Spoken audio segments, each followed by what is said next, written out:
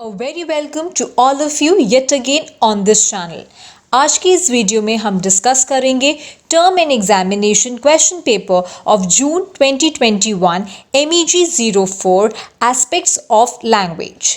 So before starting with the video, अगर अभी तक आपने इस चैनल को सब्सक्राइब नहीं किया है then I request do subscribe to this channel and also hit the bell notification icon so that you never miss any update regarding the future videos. So as per the instructions, हमें first question compulsory करना है जिसमें एक internal choice भी given है और बाकी कोई भी 3 हम क्वेश्चंस इस क्वेश्चन पेपर में से अटेम्प्ट कर सकते हैं. So like the previous year papers exam pattern of MEG 04, first question हमारा शॉर्ट नोट ही आया है जिसमें से हमें कोई से भी 2 शॉर्ट नोट्स अटेम्प्ट करने हैं. So the first short note is about Sapir and Whorf hypothesis. So ये unit 1 that is block 1 what is language, जो हमारा एस्पेक्ट्स ऑफ लैंग्वेज वाला पेपर का कोर्स है उसमें से क्वेश्चन लिया हुआ है और ये वाला क्वेश्चन काफ़ी इम्पॉर्टेंट है और काफ़ी बार ये शॉर्ट नोट हमें प्रीवियस ईयर में भी देखा गया है. Second part of this particular question is uses of tones in English. So basically हमें इस क्वेश्चन में इंटोनेशन वाला जो टॉपिक है उसको अच्छे से इलेबोरेट करना है और हमें साथ ही में बताना है that what are the uses of the different tones in English language. Third part is about motivation. So basically ये वाला जो क्वेश्चन है that is a sub part of second language acquisition वाले जो फैक्टर्स हैं उसमें से लिया हुआ है ये क्वेश्चन और ये भी क्वेश्चन काफ़ी बार रिपीट होता ही आ रहा है प्रीवियस ईयर पेपर्स में से. Now the fourth short note is the notion of Indian English. So this particular question ये आजकल काफ़ी बार असाइनमेंट्स, इग्नू असाइनमेंट्स में और प्रीवियस ईयर पेपर में भी हाल फिलहाल में बहुत बार क्वेश्चन पूछा गया है और जून 2021 में भी ये दोबारा से क्वेश्चन पेपर में आ ही गया है. Fifth one is literal versus figurative meaning.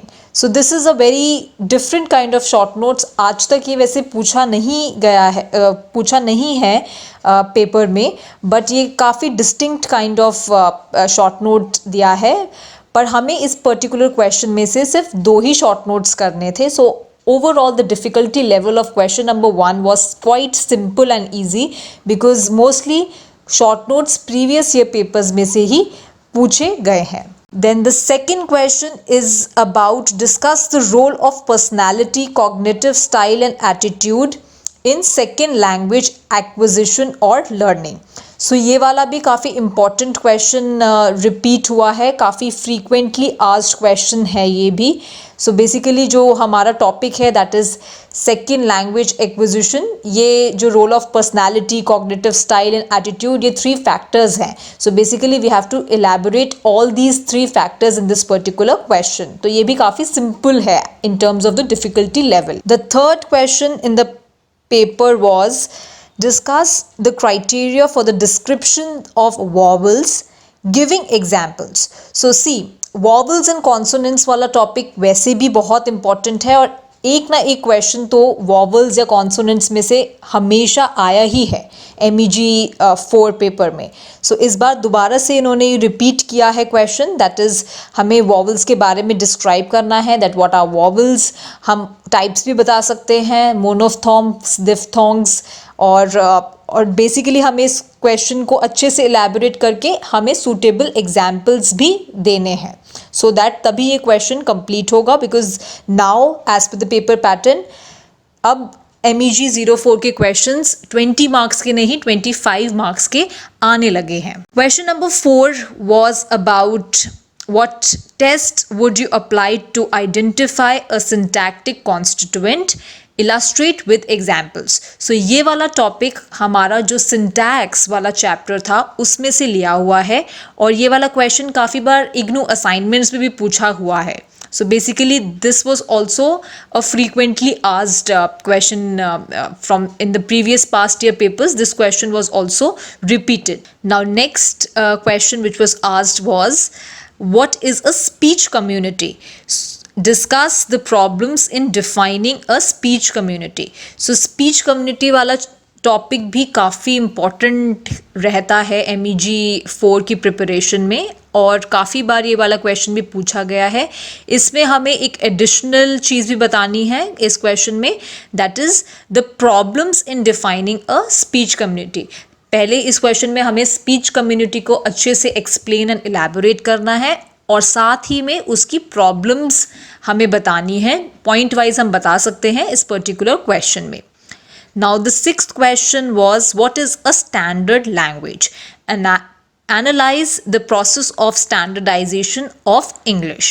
So इसमें भी हमें 2 questions का ये एक क्वेश्चन इन्होंने बनाया हुआ है। इसमें भी हमें पूरा कॉन्सेप्ट ऑफ स्टैंडर्ड लैंग्वेज बताना था and process of standardisation of English बताना था। सो प्रोसेस ऑफ स्टैंडर्डाइजेशन ये काफ़ी बार पूछा हुआ है MEG 4 पेपर में। सो इस बार भी जून 2021 वाले पेपर में भी ये वाला क्वेश्चन रिपीट हो गया है। Now last question is about what is the difference between dualism and monism, give examples.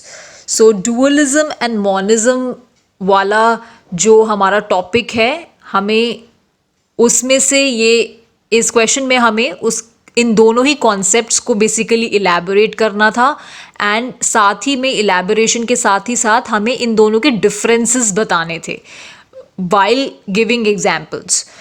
So in questions में से, that is question number 2, 3, 4, 5, 6 and 7, हमें कोई भी 3 क्वेश्चंस अटेम्प्ट करने थे, बिकॉज जैसा आप देख रहे हैं each question carries 25 marks. You have done good preparation of all the subtopics and all the major topics like speech community, standardization of English, dualism, monism and vowels and consonants. So ये काफ़ी बार repeat हो जाते हैं questions. So ये काफ़ी ऐसा paper है जो कि simple माना जाएगा, and it was also easy to attempt because there was a lot of choice that is given.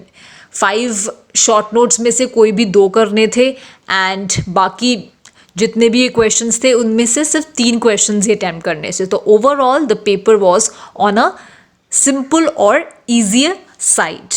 So this brings to the close of today's video. If you liked it and found it helpful, then do click the like button, share, subscribe, comment and keep supporting to this channel. All the best to you and thanks for watching.